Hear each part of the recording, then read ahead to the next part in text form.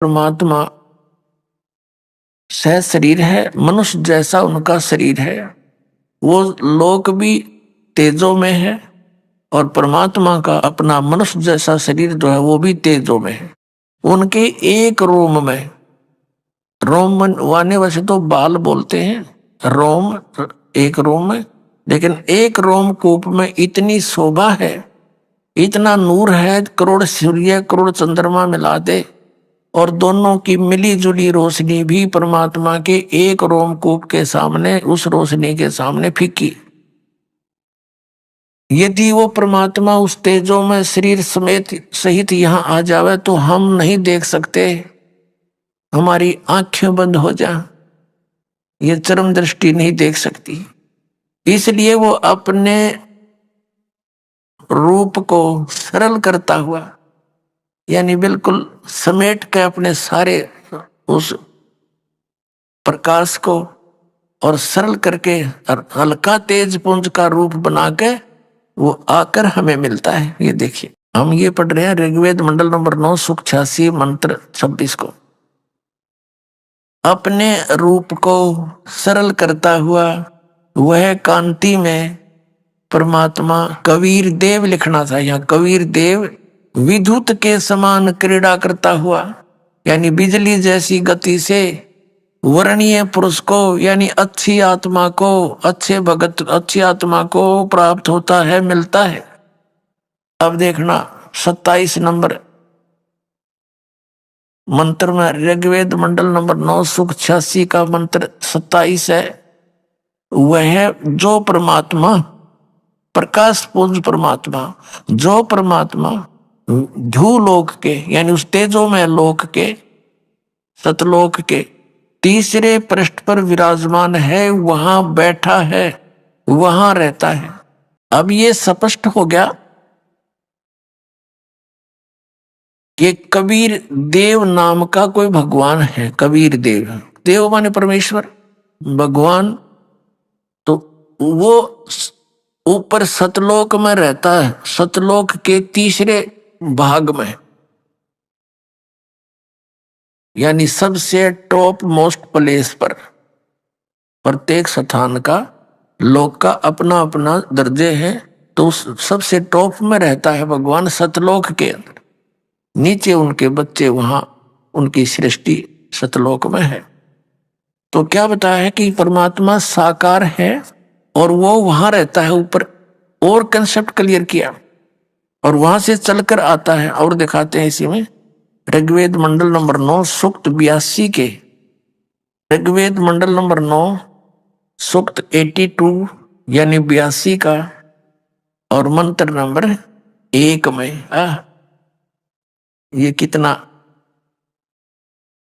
जो सर्व उत्पादक प्रभु, यानी सबको उत्पन्न करने वाला परमात्मा, प्रकाश रूप यानी तेजो में शरीर युक्त, सद्गुणों की वृष्टि करने वाला, पापों के हरण करने वाला है।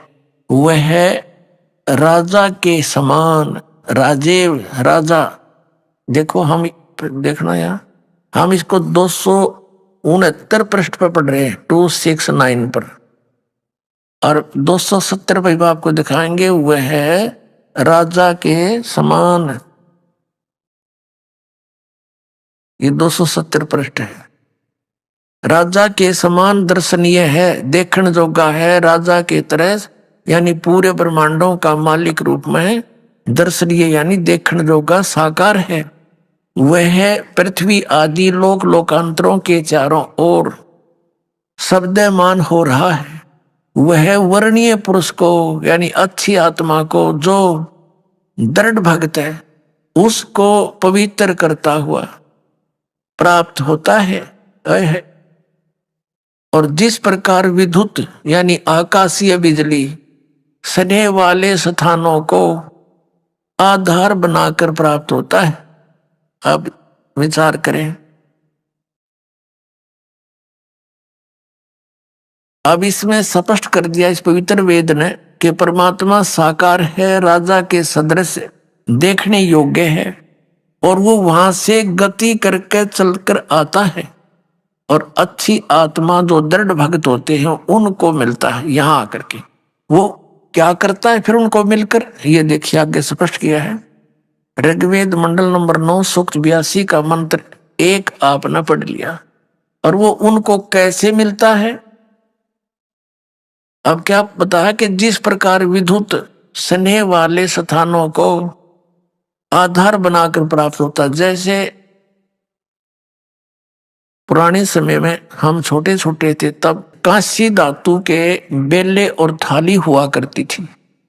वर्षा के दिनों में थाली और बेले यदि बाहर आंगन में रह जाते थे, घर से बाहर, हमारी दादी जी कहती थी हमारी माताओं को कि तुम इस थाली को, कांसी की धातु जो भी बाहर है, थाली बेले, इनको अंदर रख दो। कांसी के ऊपर धातु पर बिजली अमूमन गिरती है, आकाश की बिजली, उसका उसके साथ अट्रैक्शन होता है। तो यहाँ उस एक प्रमाण दिया है कि वो परमात्मा उन्हीं पुण्यात्माओं को मिलता है जिनसे उसका आकर्षण होता है, यानी अच्छी आत्माओं को ही वो मिलता है। बिजली जहां जिस आधार को बनाकर गिरती है वो भी परमात्मा उसी आधार बनाकर उस प्यारी आत्मा को मिलता है जो दृढ़ भक्त होता है और परमात्मा के ज्ञान का डंडोरा पीट देता है। संसार की एक नहीं सुनता, सारा विश्व एक तरफ होता, वो संत एक तरफ होता।